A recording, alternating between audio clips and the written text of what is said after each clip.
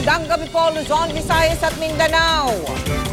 Nahuli cam sa Maynila ang panloloob umano ng 3 menor de edad sa isang bodega ng car accessories. Gamit ang 2x2, dineskartehan ng mga bata ang pagpasok sa establishmento.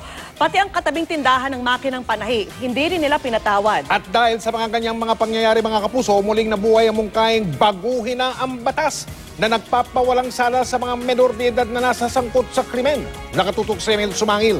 Eksklusibo!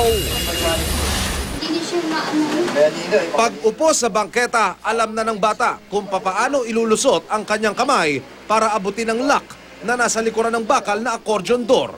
Habang kinakapa niya ang lokasyon ng mga padlock, nakapihit ang kanyang ulo at minamatyagan ang labasan.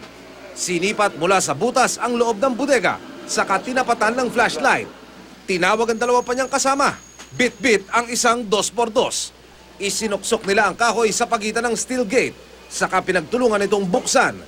Nagpatay mali siya ang 3 sa kanilang ginagawa nang biglang may mga taong dumaan. Pero paglagpas ng mga tao, pinwersa na ito ng 3 at nang mabuksan ang kapiraso, ang pinakamaliit sa kanila, inilusot sa butas ang ulo at tuluyang nakapasok sa loob nito. Bodega ng mga car accessories sa Tayuman, Maynila ang pinasok na ito ng 3 menor de edad. Tirahan naman ng may-ari ang nasa 2nd at 3rd floor. Lumabas sila rito ng walang bitbit pero nag-iimbestiga na ang Theft and Robbery Section ng MPD kung mayroon bang nakuha. Kahit anong sabihin mo, siyempre pinasok ka eh. Talagang matatakot ka. Okay. Tsaka marami kami mga bata dyan, siyempre yung iba natutroma. Pati ang katabing tindahan ng makinang panahi, nilooban din ng mga bata.